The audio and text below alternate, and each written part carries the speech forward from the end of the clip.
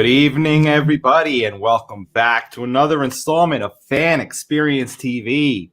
We're continuing on and with this amazing week in sports. You got NBA play-ins, a lot to talk about there. Stanley Cup Playoffs in action.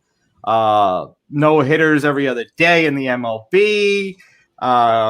Nobody got smacked in the face, but we got pitchers smacking balls out of the yard like it's nothing, and over there in the West Coast. But for all of you returning viewers, thank you for coming back. For all you new viewers, I am your host, Mike Katos. Alongside me is my co-host, Rick Molina. Rick, how we doing? Oh, we're doing well tonight, Mike. We are what it was Thursday. We are not, I would say, less than 96 hours away, or 90, from Game 1 of first round of the Eastern Conference between the Atlanta Hawks and the New York Knicks. 72, so no? 72? Or 72, whatever it is. 72, excited about that, yeah. And we got that going on, and then obviously Corey Kluber making a triumphant return last night in Texas. Should have thrown a perfect game, but throws a no-hitter. And just, Cashman strikes again. The guy just, whatever he touches, turns to gold. Okay, guy. All right. Whatever he touches turns to gold, and Cashman strikes again. Cha-ching. Good one there, Brian Cashman.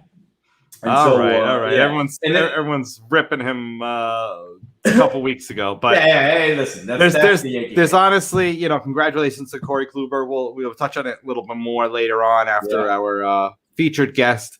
But we want to touch on some of the big stuff going on in the NBA.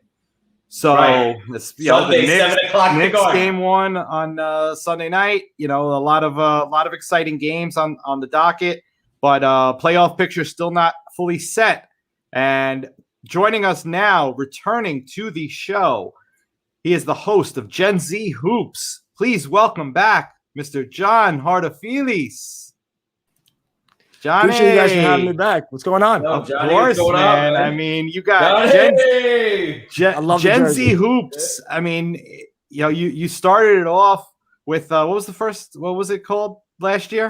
Big Fellas Basketball. That was Big Fellas Basketball last year. Came out firing, and you know what? That was child's play compared to what he's doing now. He's doing real quick. Irene, hello. My daughter says hi. So she is watching. So hello. But yeah, Big Fellas was popping off, but now Gen Z Hoops, you got an episode every day. You're doing interviews every day, and with top people in the basketball world. So tell us a little how that's doing, and then I guess we'll walk into your thoughts on this play-in and playoff scenarios that we got unfolding. Definitely. It's just all about getting 1% better every day. It's one thing, just coming into your show again, right? I was on the show back in October. You guys, whether it's the backgrounds, it's the great Knicks jerseys, right? Great addition to the show. Right. Just whatever it might be, right? It's all about getting better. And that's kind of what I realized in December was, okay, I've had a few months of some really great guests. It's time for a change. Episode 50 was Drew Halen on December 28th. I'm like, okay, January 1st is around the corner. Let me take 3 days. It was 3 days of absolute craziness trying to rebrand the whole thing. And figuring out what's next. And it was the transition to daily content. And even from that point up, from here, right, daily content, how could you do more? I'm going from maybe 3 interviews and 4 audio podcasts a week to now I'm hoping to do 7 straight video podcasts a week. The other big thing was making it more of a network. So I'm sure you guys noticed Gen Z Warriors, Gen Z Rockets, all these shows. We're at 3 now. Obviously want to really ramp that up before the summer and get a lot more of these shows in. The biggest thing is I'm making actually friends during COVID or during a time when you couldn't really see people. Just today I met the guy that does Gen Z Bucks, Zach Carson. We're playing hoops in the city. He's from Milwaukee, works for the Lakeland Magic, and he came up and we were playing hoops. That's kind of what I've been trying to get out of this thing, and awesome. I've met a lot of these people through that. So that's kind of been the biggest thing, is growing that network, meeting people, and just meeting a lot of young professionals. Yeah, it's unbelievable though. Like the guests that you bring on, the people that you're talking to, and you're forming these relationships, with everyone, and just building rapport. Everyone comes from that same background.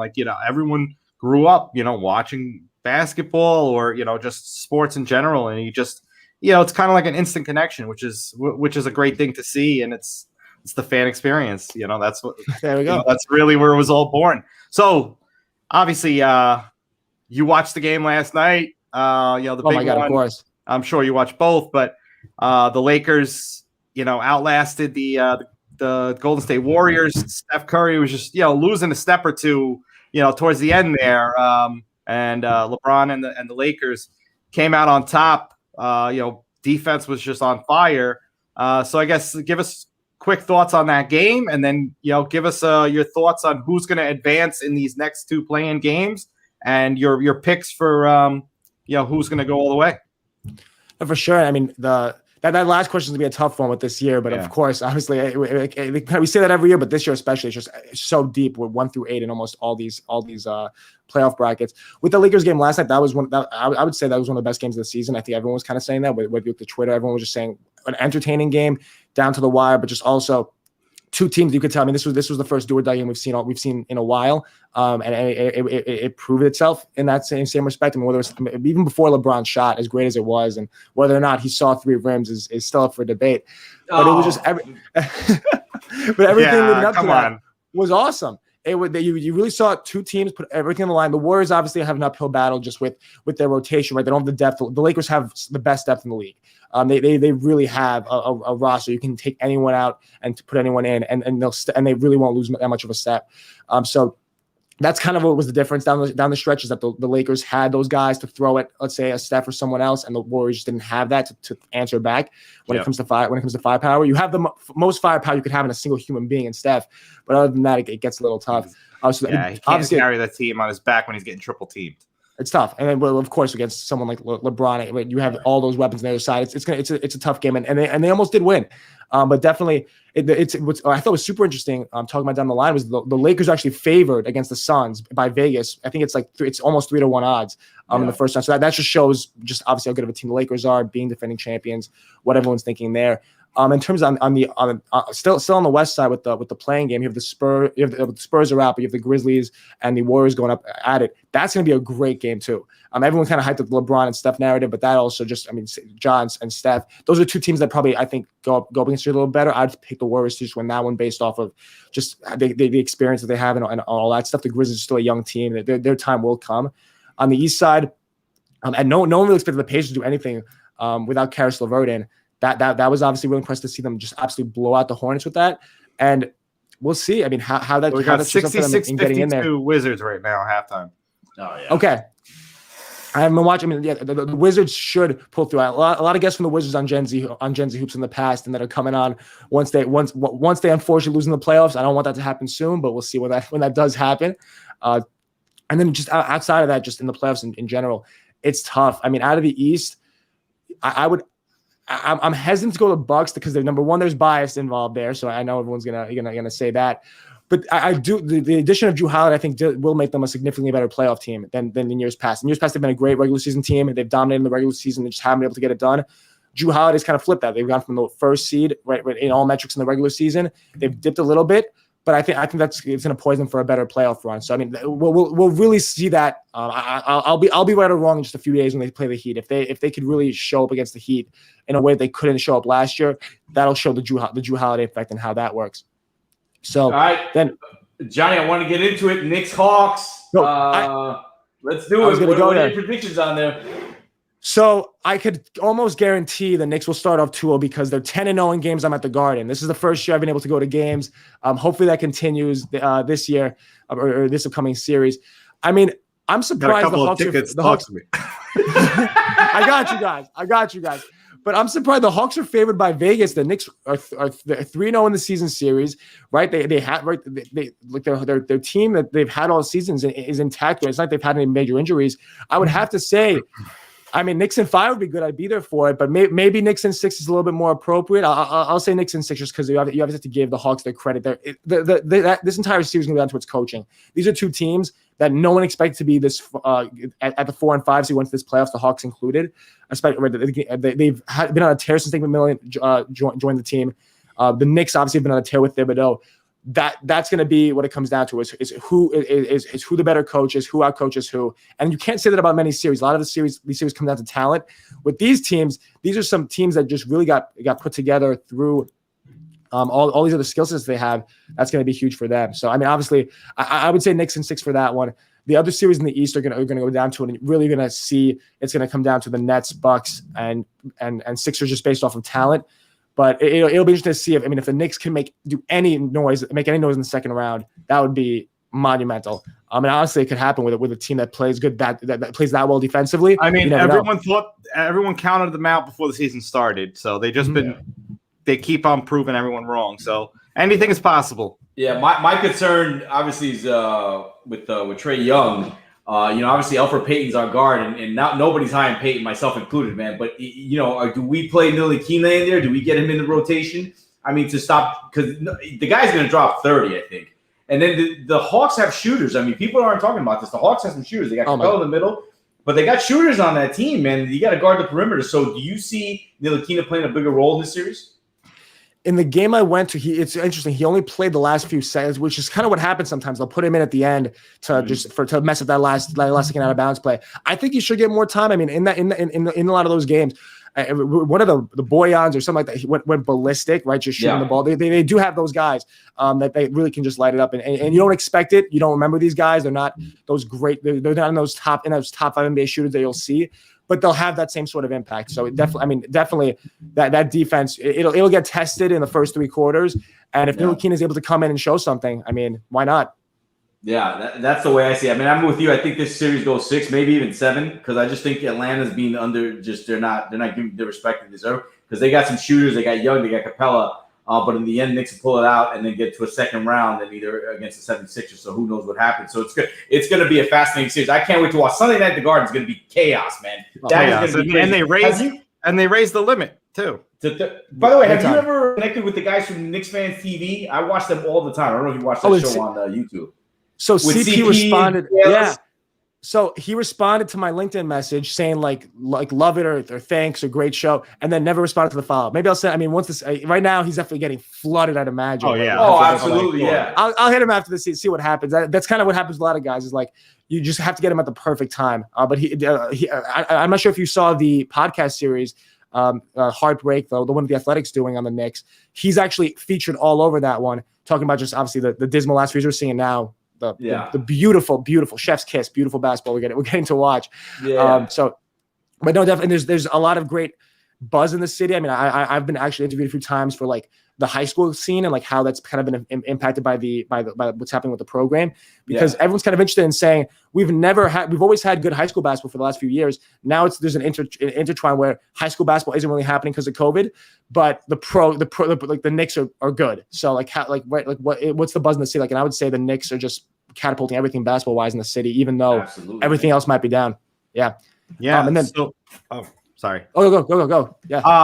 No, we got like a minute left. I want to, we have our guests backstage, but we're obviously in a heated debate here. So let's, give us your picks. Who goes in the West? Who goes in the East? Is it going to be LeBron versus the Monstars and the Lakers versus the Nets there, or what do you think?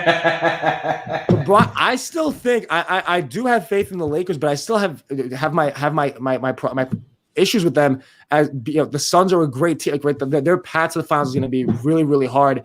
And everyone's saying don't count out LeBron. They're giving 3-1 odds as a 7 seed, but I still don't really think he'll to make it out of the West at that point. That'd be incredible. That'd be as impressive as coming back from down 3-1, and no one really believed in him doing that. So I don't know. That's a little of a far stretch for me. From the East, I would say the Bucks based off of my hope, or am I also just watching it, thinking that they'll be playing some better playoff basketball as opposed to regular season basketball? You're just back in the Greek. Okay. That too. It's a little bit of bias.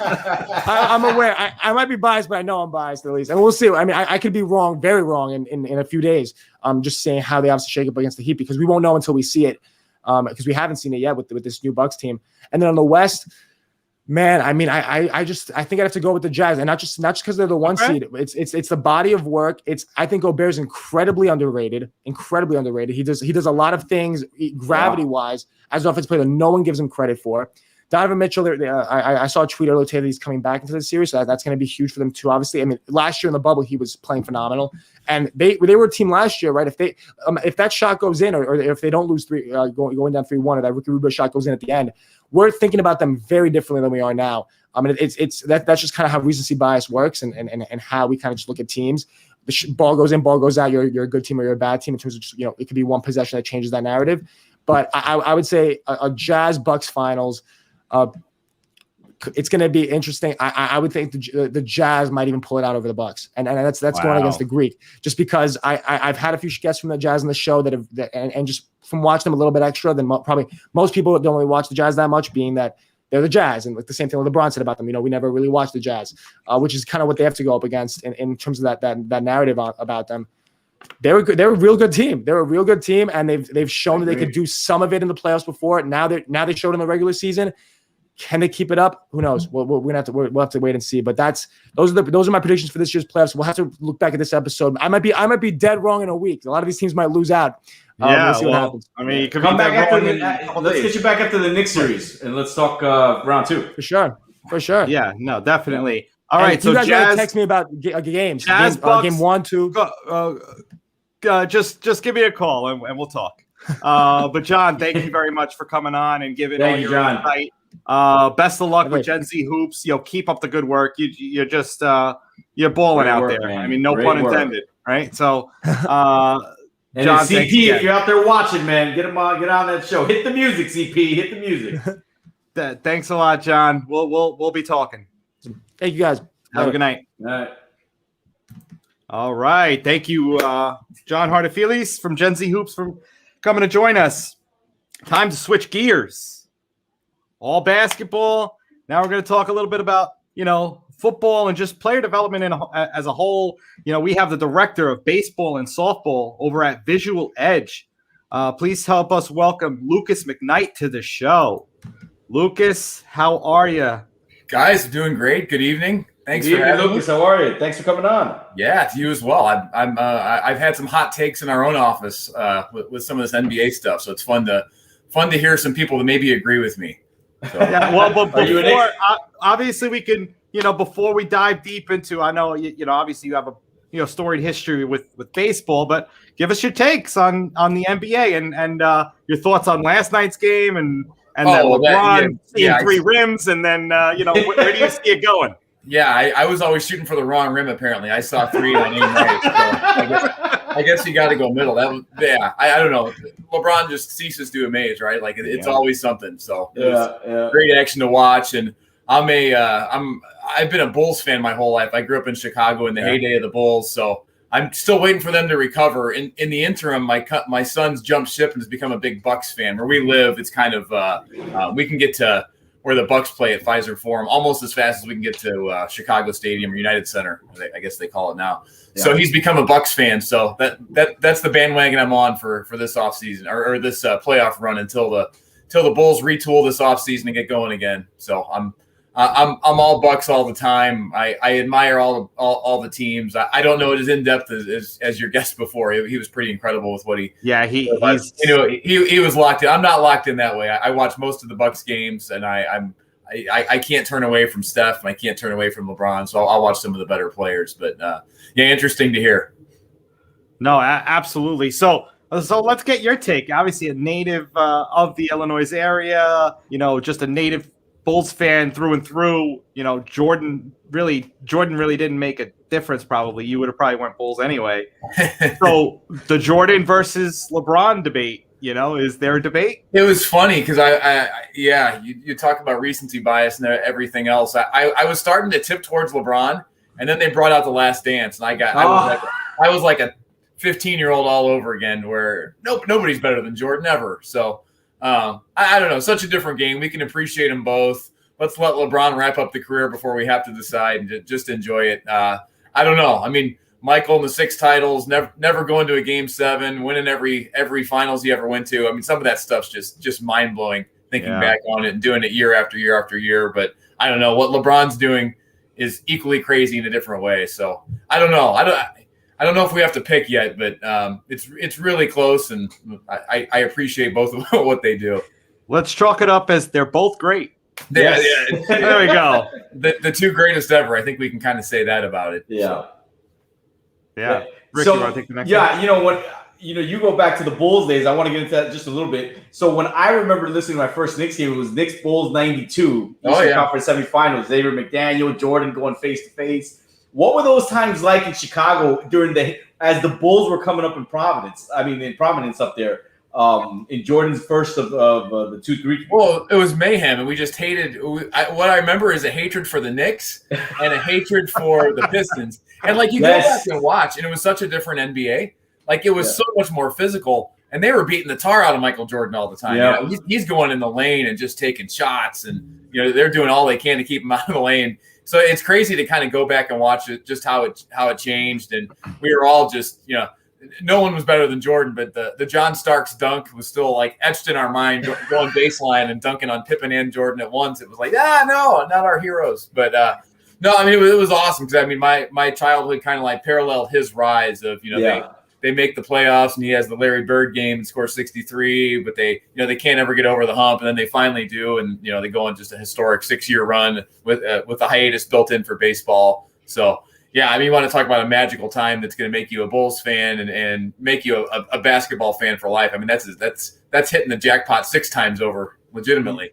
So. Yeah. Mm-hmm. And then also you're a big Cubs fan. Now, when I think of the Cubs, I think of Ryan Sandberg, Andre Dawson. Back in those days, you had who was the manager at the time? He was a bench coach for the Yankees. I can't remember his name. Don Zimmer. Don Zimmer. Yeah. That was my initial love for baseball was the '84 Cubs. And it was oddly, I was 4 years old at the time and kind of go around the whole infield of Leon Durham, Ryan Sandberg, Sean Dunston at shortstop. Yes, Sean Dunston, Larry Bowe was there before that. Ron Say at third base, Keith Moreland, Bobby Dernier, Gary Matthews, Jody Davis is catching. You had Rick Sutcliffe on the mound. So just kind of the whole thing. Yeah. So I mean, back then, obviously they were known as the lovable losers. So when they would make a playoff series like they did in '84 and '89.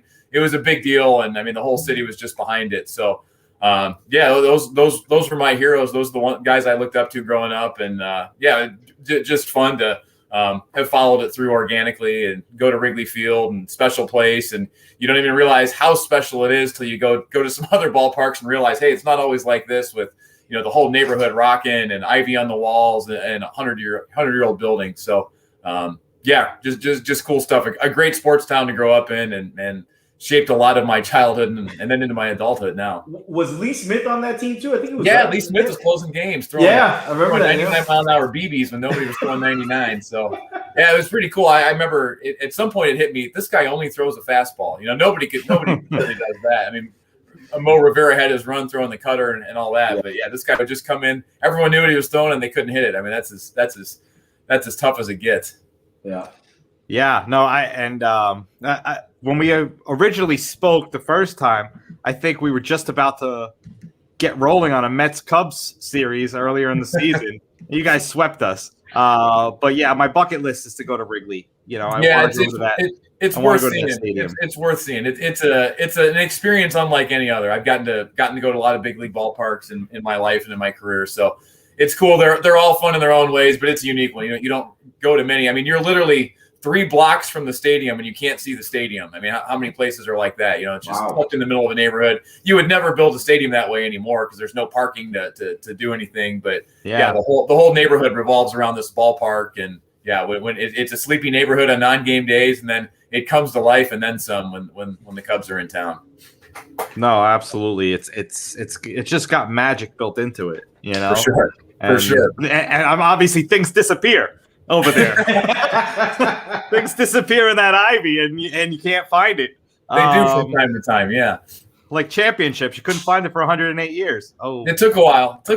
Yeah, that's why. Yeah. No. But yeah, so obviously you got into watching the Cubs and falling in love with baseball around the '84 season for the most part. When did you start playing the game? Right about the same time. Oddly enough, I actually started playing cricket. My dad, we were over in England, and my dad was finishing his dissertation, and we were there, and we weren't going to be there long term, so he taught me, hey, this is a bat, this is a ball, same idea, just go whack that around a little bit. So I was hitting left-handed, which I guess that's weird for cricket. I don't know enough about it to tell you about that. But anyway, so I started playing cricket. We came back here. I was 3 or 4 years old and just kind of leapt right into baseball. And I was like everybody, right? I was just all sports all the time. And especially in Chicago, and probably no different than New York. I mean, you just Chicago in the 80s, like, was there any other choice? Yeah, but you got no choice but to play by the seasons. Like we played baseball when it was warm, then it got a little colder. We played a little bit of football, then we had to go inside for the rest of the winter, and we had to play basketball. So that's just what we did, and that was my rotation in the seasons of my life from when I was 4 to when I was 18. That's what I loved. That's what I did, and that's what I was about. That's awesome. That's awesome. Rick, you could. So when did you first know, hey, I'm pretty good at this. I'm good at baseball. I might have a career doing this. Like, when was your first saying, hey, something might happen here? Yeah, hard to know. I guess looking back, you don't think much of it. You're and not bragging, but I was a little bit better than my friends, and that was fun. Then you played a couple other towns. You're like, I think I'm better than those guys too. So it just kind of.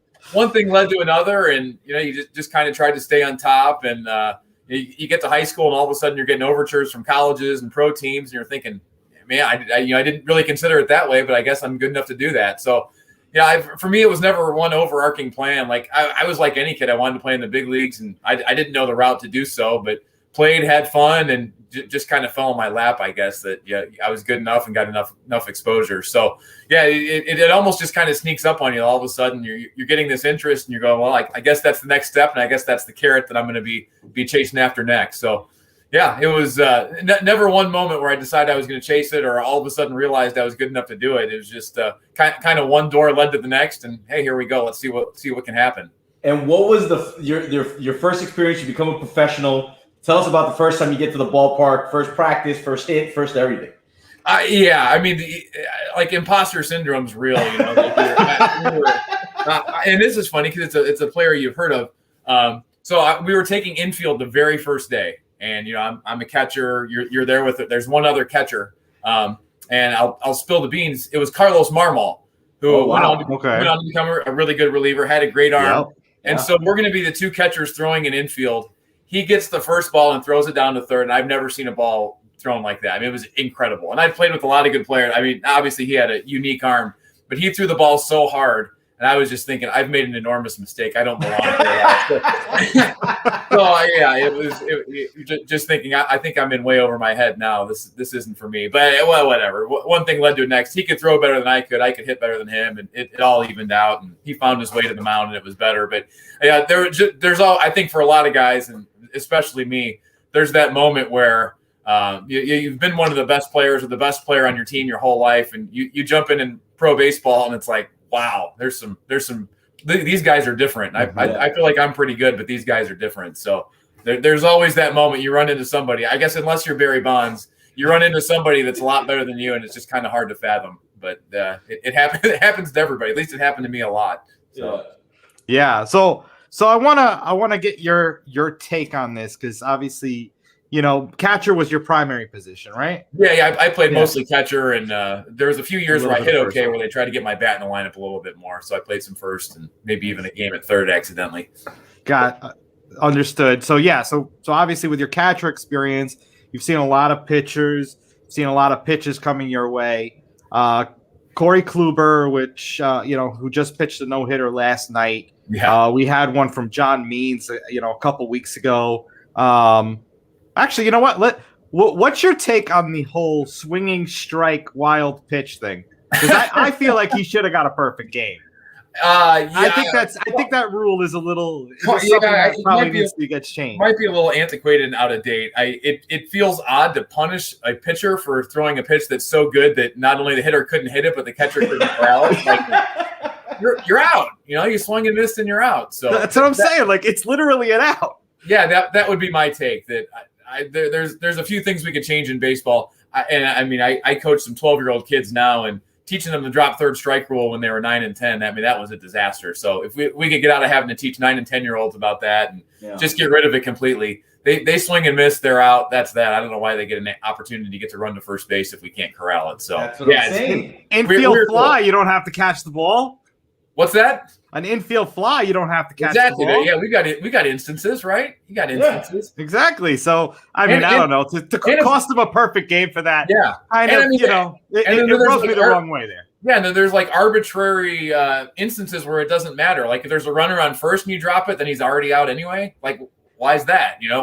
Why does it matter whether it's runners on base and the bases are loaded? But I don't know. Yeah, to me, it's I think it needs to be looked at along with a lot of different things. We're gonna get into a little bit more on the MLB later. With your crosstown, a lot of your crosstown rivals in the news the other day. So we're gonna give our takes on that. But we're seeing a lot more no hitters lately. Yeah. Right. What have you seen as a former catcher? Why is this happening more than in years past? Oh yeah, Your take on it. I think there's some pretty low hanging fruit of guys are throwing harder than they've ever thrown before. They're designing pitches in pitch labs. They get this instant feedback from Rhapsody and TrackMan units, and they're able to design pitches that they know are going to work in the major leagues. They're being thrown harder than ever before. We have a higher than ever strikeout rate than we've ever had. We have the lowest batting average since 1968, the year of the pitcher. So everything's in favor of the pitcher. The pitchers have moved ahead of the hitters. When I started scouting, I think the average fastball is 2.5 miles an hour harder than it was when I started. I'm not that old, So no. So I mean, there's just a seismic shift in how good pitchers are, and hitters ultimately can't combat it. I mean, their way to try to combat it is to try to hit more homers because they can't get as many hits. So, I mean, in turn, you're just getting your batting averages. They're hitting 238 as a league or 236 as a league. There's just fewer hits. Guys are that good, and it's led to you'd hate to get to a point where no hitters are not huge news. Like I love getting that no hitter alert on MLB.com and then jumping in and watching the game on my iPad and watching them finish it off. Like I want that still to be magic. I don't want to get to the point where we're seeing one no hitter a week and all of a sudden that's not that big of a deal. So. So I think it's just a kind of the confluence of factors that pitchers are better than ever, batters to combat it, or they're okay striking out and swinging and missing more, and it's just led to more no hitters. I think this is a little bit of a blip, but you can't say it's not something of a trend that there's just fewer hits in baseball. Yeah. So real quick before I let Rick take this next one. Yeah. I want you're a Cubs fan, National League fan. You were a catcher, so you've watched a lot of pitchers. I hate the DH rule. What's your take? Do you like the DH? Here we go. Yeah, I think we're to the point where the hitters, and this is kind of me as a scout too. These hitters don't hit. A lot of them don't hit starting when they're 12. So they haven't ever hit. I think we're getting to the point where you just got to go DH. These guys aren't even prepped to do it. I really liked the National League game and I liked the idea of, hey, the pitcher's got to get in there and take his licks too. And if he throws at somebody, he's got one coming back at him, or at least a chance of coming back at him. But I think we've gotten to the point where pitchers have gotten so specialized and they're getting hurt doing it. They're not trained doing it coming up that in a perfect world, I'd want no DH and I'd want the pitchers batting. I think we've migrated to a world and developing players into a world where they're just not even prepared to do it. It'd be like one of us jumping out there and hitting. We're a danger to ourselves. You saw some of those Bartolo Colon swings a few years back. Yeah. So Rick, Lucas, you can take it. Before we get to Visual Edge, I want to get your thoughts on this. I am not a big analytics guy. I just think analytics, I think it's killing baseball. I think the teams are relying too much on them. The managers becoming more obsolete. What's the point of view here? What are your thoughts about analytics? Yeah, it's hard. I mean, there's you're a scout. Yeah. And also a front office member where we're kind of in charge of trying to mesh the analytics along with the scouting to make the best decisions we can. I will say this: playing the most efficient game hasn't made it the most watchable game. We've done some things that have made the product less interesting. And I say that as the father of a 12-year-old that'll say, "Man, there's no balls in play. This isn't all that exciting." And we've got literally, just a human highlight reel of Javi Baez at shortstop that, I wish if I could take my son to a Cubs game, we're going to see him field 9 balls over the course of a game and he's going to do something magic. So I'd love to see more balls in play. So I would say the most efficient way we've been able to play baseball has not made it the best product. I think there's hopefully a better way to do things. Analytics aren't going away. We're going to use all the information we possibly can to make decisions, but we've got to do something to fix some of this stuff. So I completely get where you're coming from, to where there's certain instances where it's made it a worse product, even if it's the most efficient product, even if it's the best way to win, it's the most likely. It's taken away a little bit from the sport that we all love, and we don't want to go to a game and it's 4.5 minutes between balls in play, and there's 27 strikeouts and 9 walks and 2 homers. Like, we can do better than that. Let's see Javi, and let's see Francisco Lindor, and let's see some of these guys. Mike Trout. Let's see these guys do their thing and play their game, and get to do some of the magical athletic stuff that these guys can do. And Lucas, how did this sort of evolve, right? Like, I know the world has changed and everybody wants to get data, but how did it all of a sudden just go boom, all analytics all the time, where it literally, like, it's become like the game's just become boring, like it's dying? Yeah, I think it was probably a slower move than probably like a fan would have realized. Like, I think we saw this coming in front offices, and then I think we saw about 5, 6, 7, 8 years ago, player development and especially the pitching really take hold of the analytics of how they can improve themselves, and they started throwing a lot harder. They started figuring out what breaking balls work, and they started figuring out how fastballs can move. So, like, I think it was like a slow buildup, and all of a sudden it manifests itself at the major league level. We've got boring games that take forever, and there's no balls in play. So, so I think it was probably a slower evolution on the back end side, if you saw it from the front office side where it was building. But all of a sudden, we've evolved our way into a game that is less watchable than probably it was 15 years ago, in my opinion. And I'm going to watch either way, but I prefer 2 hour and 50-minute games with lots of balls in play as opposed to strikeout marathons. Yeah, I mean, I'll let Mike get back in a second. But what really got me over it was last year watching the Rays and the Yankees, where they put Delvey Garcia in for 1 inning. And then try to get them to flip, and they didn't. And then the Yankees lost the series right there. That's when I lost. I said, enough of this. There's some of that. Yeah, I mean, there's some magic too. Like, I mean, growing up with the Cubs, like, it's really fun to watch Greg Maddux pitch 9 innings, and it's really fun to watch the best players have as many chances as possible. Like, I don't think we love watching 5 innings of a starting pitcher, then 4 kind of nameless relievers that all throw as hard as they can and throw some strikes and some balls, and they're just really hard to hit, so hitters don't hit the ball enough. So I think that's a less interesting product than Maddox and Smoltz and Glavine going 9 innings and battling out against Andy Pettitte. I think that's way more fun. Oh, completely agree. There's definitely a lot of things that MLB needs to spruce up a little bit to make it more watchable and more enjoyable and just more action in general. Yeah, I think you nailed it right there. Let's get some more action. Yeah, that's what it's all about. So I feel like your scouting started really with yourself. You said, okay, I think I'm better than these guys. Okay, I think I'm better than these guys. And you were right. I mean, you got to play in the Cubs organization. And then came a time where you transferred into scouting for your childhood team, So talk to us about what that was like, and how exactly it came to be. Yeah, it's probably a little bit less ceremonious than it should be. I was getting ready for another year of spring training, and our farm director called and said, "Hey, why don't you call our scouting director about a scouting job?" And it was like, "Don't you need me to catch?"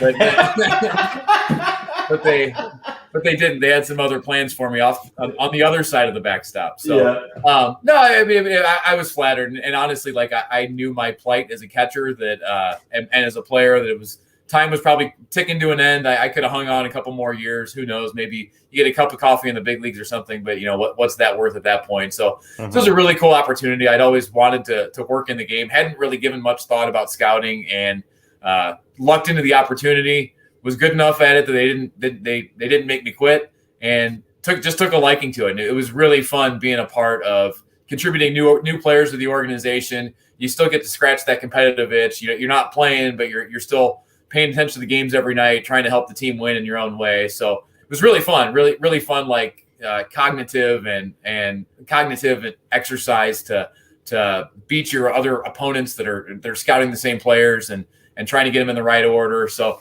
yeah, it was really something I took a liking to. Love the challenge of it. Love the different day to day of everything, and just kind of fell into it, took a liking to it, and 15 years go by. Wow, that's just amazing. That's incredible. So during your time as a scout, your Cubs, ended their 108-year drought. Yeah. And you were there to witness it, right in the ballpark. Talk to us about how that felt to be part of that organization. Hey, you got the ring? Anyway. It's in a safe deposit box. Okay, no. I should have it around. I was just curious, but I got one though. But talk to us about that feeling. Especially growing up a Cubs fan, kind of felt like the culmination of my being, right? Like, I mean, you've been living and dying Cubs baseball since I was 4 years old. Got lucky enough to get drafted by the Cubs, get to work with them, and then follow it all the way through. You help build a team, and you get all the way to the promised land in the World Series. Although you thought it was all going to unravel when Raj Davis hit that home run off Chapman. You still think, how can we get this far and lose it at this point? Yeah. But, I mean, it was just kind of everything, right? I mean, it was you're there watching it all happen. Feels surreal. You're on the field, all of it. Hard to even describe. I mean, just what I mean. I felt like I got the ultimate fan experience that got to live it to the point where you're there on the field, you're there a part of things, you're on the mound taking a picture with your front office buddies at midnight in Cleveland while it's raining on you. So yeah, hard to say it any more powerfully, just kind of the culmination of my career and of my being as a Cubs fan and just a Cubs enthusiast since I was a baseball fan. That's awesome. What was it like when you guys arrived from Cleveland? So you win the World Series, you land in O'Hare, and is it just chaos? I mean, so we had to take a bus from O'Hare back into Wrigleyville to back to the park to get our cars and go home.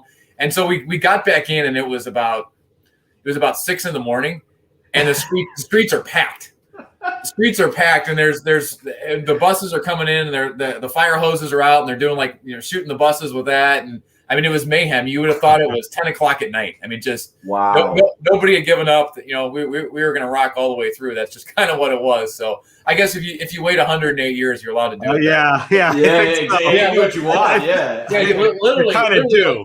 Yeah, you're literally landing back in Chicago thinking you missed the party, and you pull back into the ballpark, and now they kept it going for you the whole time. So all the better. It was incredible. Pretty magical stuff, awesome. And then all the way to a parade a couple days later. So that's incredible. So I wanted to get into tell us about Vizual Edge. You're the director of baseball for Vizual Edge. Tell us a little bit about that. Yeah, so really cool. So obviously a sports tech company. It was a product I used as a player. Mm-hmm. To help you improve your visual tracking skills, which a lot of people are unaware of. You can improve at how well you track things, which baseball has a direct correlation for how well you hit. So I use this as a product when I was in high school, and this was just kind of a fledgling company. But we used it again with the Cubs to screen hitters in the draft to figure out who had good visual processing skills, and then had always stayed in contact with the group that runs this here, and just one thing led to another, and had an opportunity to come on over here and get off the scouting trails for some time. So bounced over here, been really, really fun.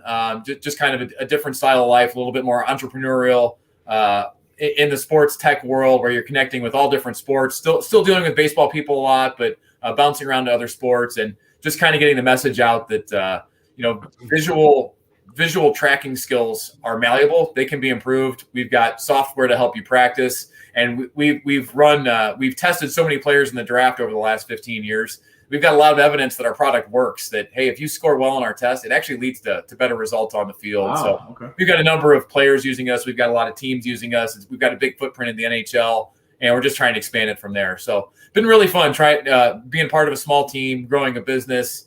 Really, really cool to where I was I don't want to say siloed, but I was working kind of just in scouting for so long that it's been fun to be a part of a small group to where you're a part of everything, just everything that goes on within a company. You're part of the decisions, and you're part of the group moving forward and growing something. Not unlike, trying to build a World Series winner, where you're acquiring players, just a different style of doing things, but the same idea, trying to build and grow something kind of the same way. Yeah. Yeah. I mean, it's amazing. You go from, somebody that started playing cricket on the street, the streets of Chicago. Now all of a sudden you're helping athletes train their, I mean, quite literally their batter's eye, right? No doubt. No, it's fun to. I mean, I think we're all kind of baseball. I mean, we're development people at heart, right? Like we want to give athletes every possible tool they can to succeed. And this is one more way to help. And I think honestly, I think we're a great fit for modern baseball, to where hitters can't catch up to pitchers. Exactly. That's what I was here's a way to recognize pitches earlier. Here's a way to track pitchers better. So this is it's a great product kind of for the modern game, that if hitters are ever going to catch up, it's going to be on the cognitive and visual side, and that's kind of what we're trying to train with Vizual Edge. That's a perfect that's a perfect pitch for Vizual Edge. Be like, listen, you guys want to get no hit again? No, all right, come over to Vizual Edge. We've got a product for you. No, I mean, it's true, but I think you can call the Rangers, the Indians, and who's the other one that always gets no hit? The Pirates. There's been a few usual suspects this year. Yeah, it's a couple of usual suspects. You need to call them. Yeah, exactly. That's who needs to come calling. So anybody from those front offices, call Lucas and he'll set you up, because he doesn't want to see the no hitters just as much as you know. I want those no hitters to stay magical, right? Like when we flip them on late in the night, we want it to mean something. I still think they do. I would never want it to get to a point where they don't.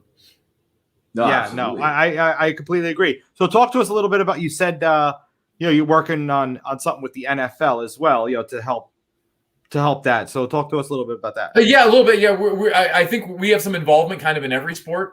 So there's receivers, there's quarterbacks that are into our stuff. That again, anybody that has hand-eye coordination, or anyone that has to make visual decisions, which is virtually every sport, outside of track and field or something. Those tracking skills can be trained and improved. So that's kind of what our software is all about. Of all those things that all the information that's brought in through your eyes that helps you make it a split-second decision. And I mean, they're really instantaneous in sports. That's where we're trying to reach athletes, and that's where we're trying to help. So so football in terms of a linebacker reading a block, a cornerback trying to pick off a pass, or a receiver seeing the ball into his hands, and a quarterback reading the defense. All those are obviously extremely visual skills, and they have to make very, very quick decisions and very minute decisions, and that's where our software is trying to assist athletes. Even something like an outfielder, kind of judging whether they have to run in or run out, right? Yeah. No, one of the skills we test is called divergence, which is how well you see things in a distance.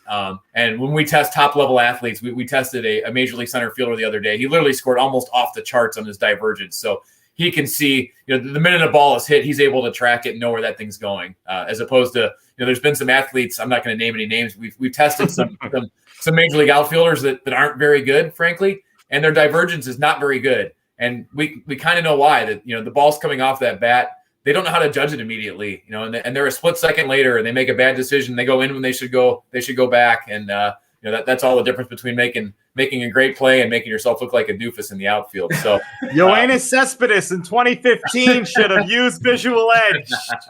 I'm not calling out any names around here. Oh, I am. I'm calling them out. But yeah, anybody that's having trouble reading the ball off the bat, give us a ring.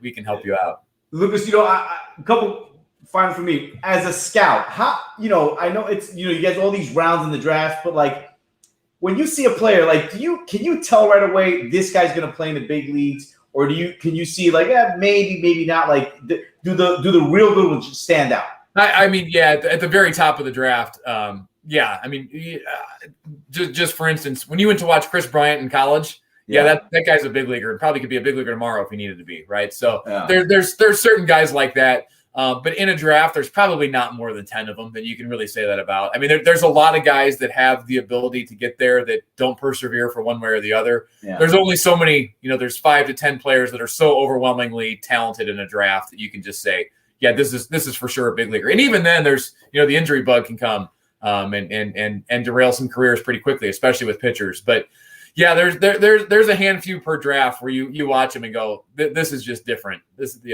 guy doesn't even belong on a high school or college field, and he's surely going to play in the big leagues. And the opposite surprises you. I mean, I'd hate to expose all the skeletons in my closet. There's plenty of guys I went to watch that I thought had no chance playing in the big leagues, and 10 years later they're having a great career and maximize their pension and all that. And I've been proven wrong time after time. But yeah, there's certain players you run into. You run into a generational talent like a Strasburg or a Bryce Harper or Chris Bryant at the top part of that draft. They're unique. They're different.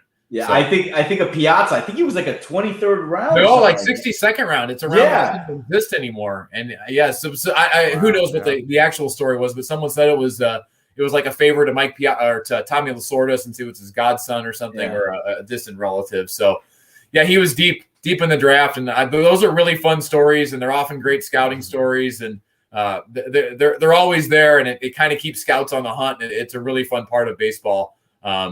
Yeah, they're on both sides. To think of a Hall of Famer come from the 62nd round like Mike Piazza, I mean, that's pretty staggering.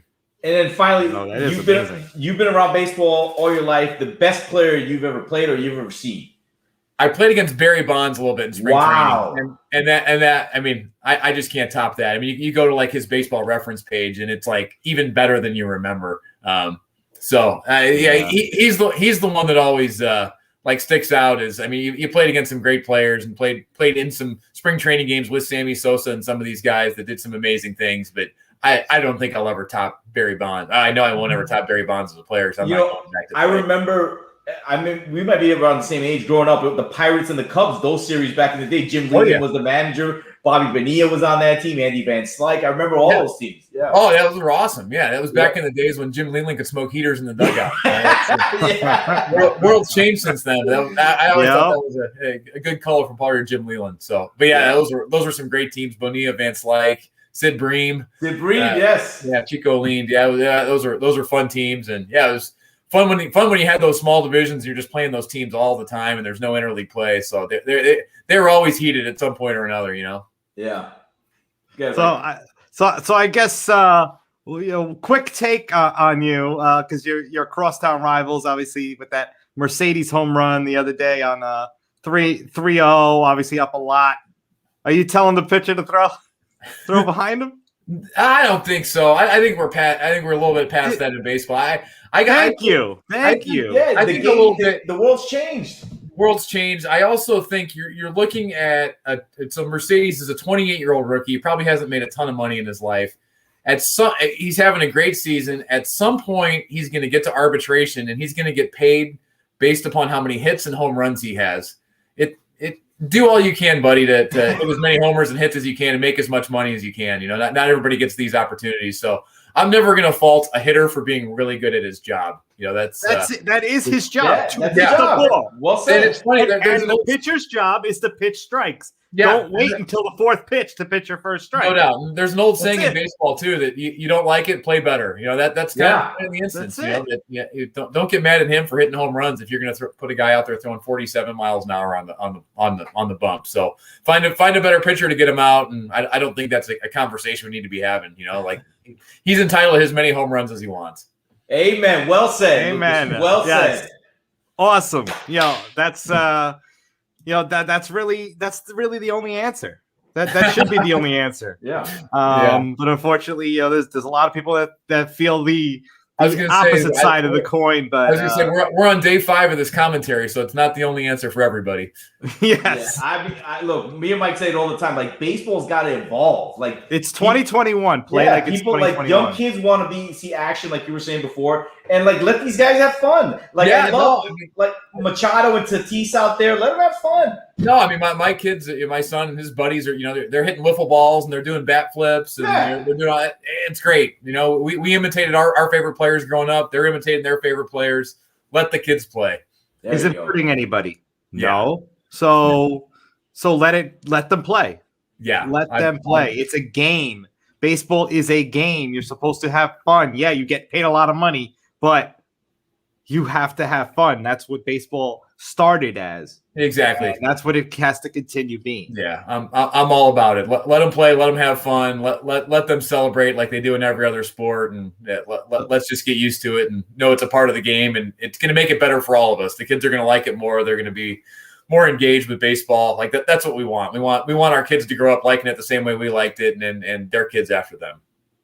Amen. So tell our viewers where they could find you, where they could find Vizual Edge, and more info on helping them improve their game. Yeah, absolutely. Yeah, visualedge.com. And that's visual with a Z, so VIZUAL edge.com. And everything's really there. We kind of break it down by sport. I've got a blog on there, a lot about baseball. We've got some stuff about football. We've got some stuff about hockey, softball, etc. So it kind of runs the gamut. It's really for any hand-eye coordination sport. We're there for you. Everything's there to be simple if you're interested and want to get more information. But it really is for everybody. It's not just for pro athletes. If it's the high school girl hoping to make her varsity team or the 8th grade player hoping to make a freshman team, it's for everyone. There's an opportunity to improve beyond just the physical. Awesome. That was great. Awesome. Lucas, thank you very much. Thank you, my for all friend. you out there. I put Yeah, his name up on the screen so you could, you can go find him and then, contact him and go to visualedge.com, like he said. Lucas, thanks a lot. It was a great time. This has been a blast. Anytime I can talk about the Bulls in the 90s. I'm in. Man, you didn't tell me it was going to be part of that. Oh, man. I remember that. Well, you never know what's going to happen on Fan Experience TV. You started talking about the Starks dunk. I was thinking we're up 2-0, then we go to Chicago Stadium, and my life ended right there. It was awful.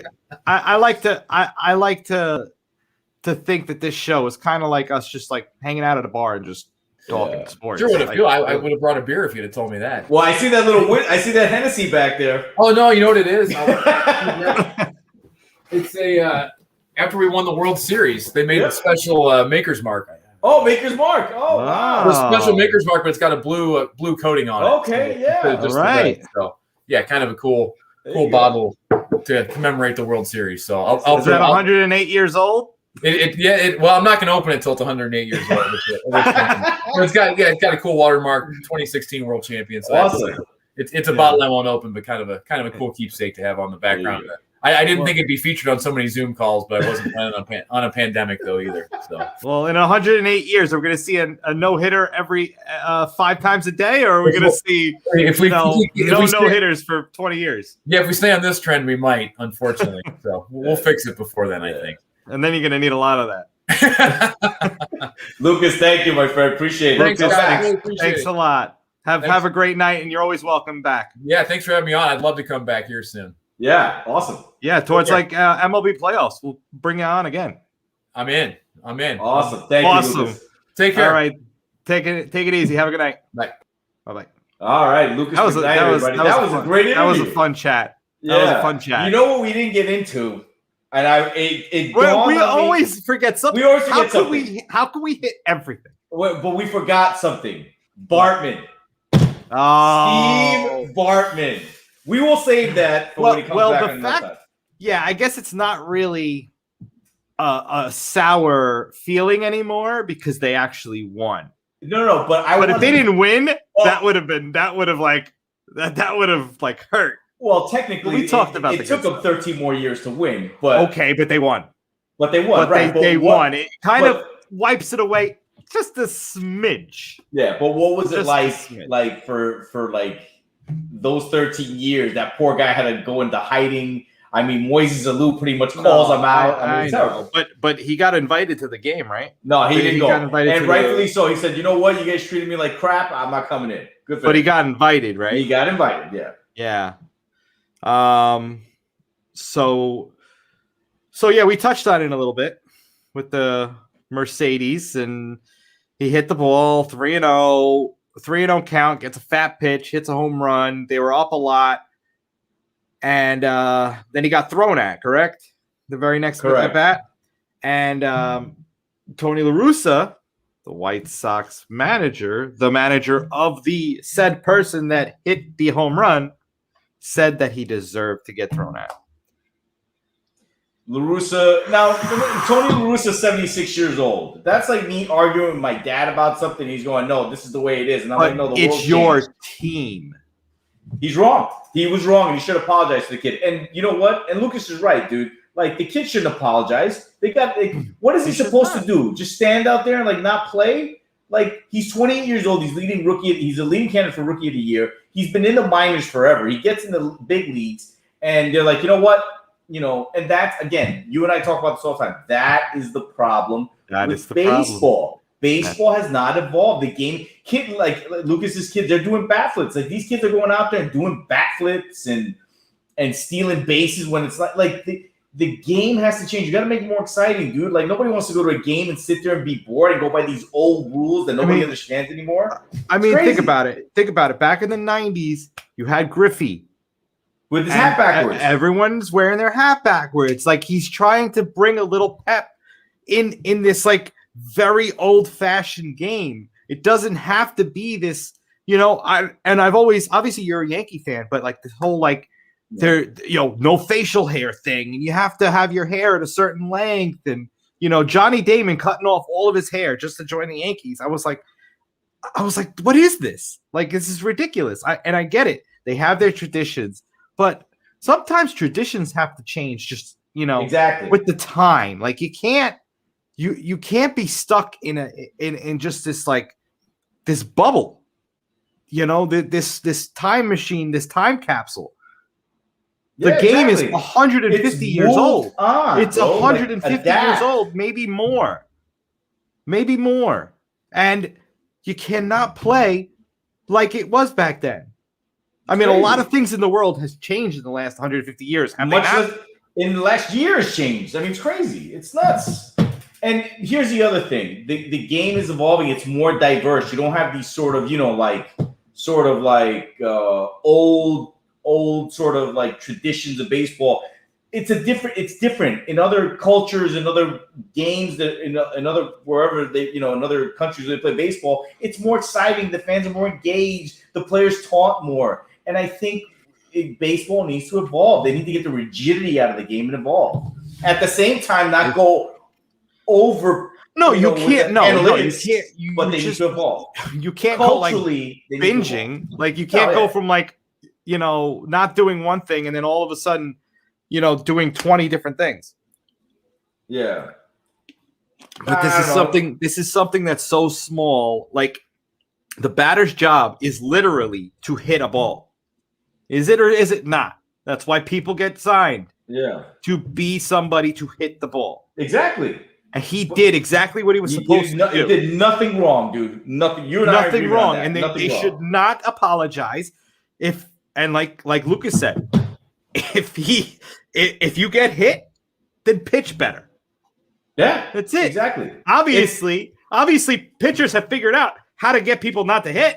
Yeah, because we see it all the time, real hard. And then this guy, you have a no hitter every other day, but this guy gets hit on a 3-0 pitch, and it's like mayhem. It's like, dude, it's wrong. You had three chances before that to pitch him a strike that would have been harder for him to hit. Yeah. But you couldn't do that. And then you laid one in the middle, and what is he supposed to do? Yeah. I mean, you're supposed to just hope that he's courteous and just lets it go by him? Yeah, exactly. And what would have happened, let's say, and we've seen this before in baseball, teams have these big run leads, and all of a sudden they just have this ridiculous rally, right? What would have happened if that would have happened? Then what do you say to the guy? And like he said after the game, he's like, look, I'm not going to change the way I play. This is what got me here. This is why I am here, and I'm not going to change it. I do not blame him one bit. It's like when Belichick would get up fit like 30 points. He's like, no, we're throwing. We're scoring 50. That's exactly what it is. So good for them, man. Baseball needs to change. Listen, it's a 9-inning game, right? It's a 9-inning game. That has not changed, okay? You play 9 innings. You play 162 games. And if you're going to play 162 games and lull your fans to sleep because you have so much going on, then why can't they have fun on the days? Okay, maybe there was somebody in the ballpark there that had to, I watched the whole, the Kobe Bryant speech the other day. Yeah. And Kobe Bryant played while he was injured for the fan that saved up to go and watch them play. Exactly. And granted, going to watch a White Sox game is probably not saving up to go to watch a Lakers game and have Kobe play. But either way, maybe people can't get to the game every single day. Maybe there was somebody there that hasn't gone to a game in 10 years and they wanted to see a good game and a lot of runs and their team win or whatever. Was it in Chicago or was it in it doesn't really matter. It doesn't really matter. But either way, they wanted to see a good game, and there was fans of each team there. Yeah, that goes without saying. It always is. But they want to see an exciting game with action. Yeah, and yeah. The only person that's wrong is the one that's throwing it at this person's head. Just because they didn't feel like it was right for him to hit a home run. Yeah, right. Because they're upholding these old rules that nobody really pays attention to. Because then you're inciting violence. Mercedes did nothing wrong from hitting the ball because that was what he was supposed to do. Yeah, if you purposely throw at somebody, that was an extreme example, but right. You're still doing something wrong. That shows a lot less, worse sportsmanship than him hitting a 3-0 ball that's right down the middle of the plate. Agreed 100%. And like the way everybody reacted to it was wrong. Them throwing at him, La Russa ripping him, like him getting crap in the media. CC ripped La Russa. Of course. Today. And rightfully so, man. Absolutely rightfully so. And the way everybody responded was wrong because these people do not realize that the world has changed. And they, in their bubble, right, in their little world of baseball and these rules and these traditions that nobody really knows about anymore, that was practiced in 1972, they don't realize that the game is passed them by. Like, people want to see this action, man. They don't want to sit there for 9 innings and be bored. Like, let them do what they got to do. And good for him. So I applaud him. And the next time that happens to him, he should get up there again and hack away again, bro. The way Tatis did last year. That's it. That's it. And that's it. There should be no argument. There should be no argument, yet we're still having it. Well, I mean, look, man, when you have people and institutions who won't want to change, and then you get new people who come in and want to change it, you're gonna have this, bro. You got to drag these people like La Russa and all these old school guys. You have to drag them into the 21st century. I mean, it's just the way it's gonna be. I feel like some sports are going above and beyond and putting on too much. That's changing too much at a quicker rate. Baseball needs to be that happy medium. They need to keep going with the times, but they can't go overboard. And bat flips is not overboard. No. Swinging at 3-0 pitches is not overboard. I don't give a shit if it's 20-0. No, it's a 9-inning game. Yeah, it's a 9-inning game. So, okay, people want to see action. You give them fucking action, bro. It's just like if it's 9-0. Is the pitcher supposed to stop like pitching? Like, is he supposed to stop like throwing 100-mile-an-hour fastballs and hitting corners? Are they supposed to stop pitching? No. So why not let the guy hit it and then at 3-0? I mean, come on, man. It's just enough. But listen, what are you gonna do, man? People don't want to change, so you just have to drag them into the new world. That's it. I mean, how much can we say that really nothing's going to change? The Washington Wizards are up 133 to 97, by the way. So 35 points. By the way, I'd like to give a shout out to Lucas also for his take on the DH.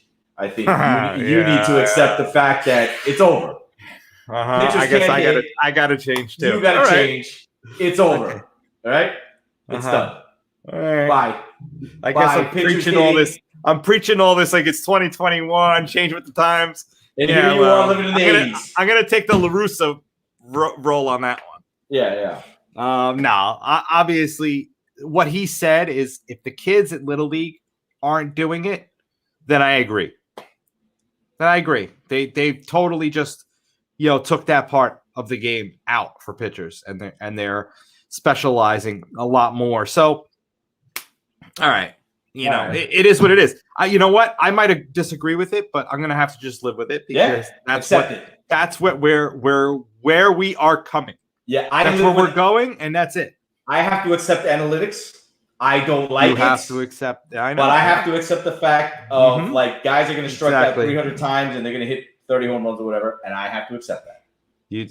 We have to accept that. That's something that we can't change, but. Needless to say, it is not hurting anybody. No. We're You know, not none of hurting those anybody. things are hurting anybody. No. And if nobody's doing anything wrong, then there shouldn't be an issue. Stop with this unwritten rules of baseball bullshit, and you know, it's just they're supposed to bat. Like there literally can't be a clearer picture. Yeah, but listen, a batter's job is to hit the ball. That's it, and he did. That's it. End of story. Look, you know, we just it's just what it is, and you know, tonight was a great show. Thank you, Lukas McKnight, for coming on.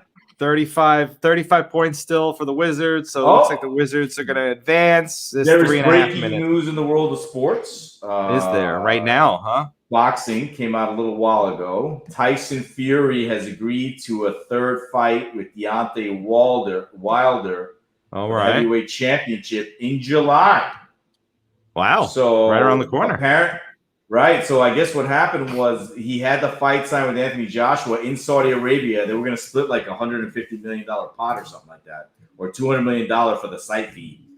And an arbiter ruled that Wilder is contractually obligated to get a rematch. So Wilder's insisting on this rematch. They're like, either fight him or you got to pay him off. And Bob Arum's like, we're not paying anybody.